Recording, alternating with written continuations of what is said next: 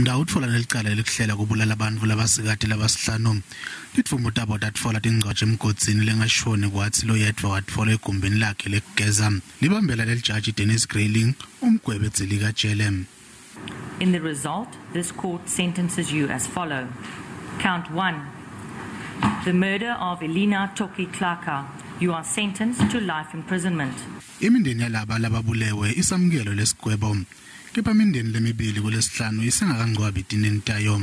Stephen sijabule kakhulu mfela kahamba ohlala igcina impilo yakhe yonke khona le aphindze abuye la. Yebo mapheni Mndawe angeke aze aphele impilweni ngalomntana nami firstborn yami bayithukhela ushabhuti wakhe lomncane. Luphiko letebshushiswa iNational Prosecuting Authority isamukelo lesigwebo.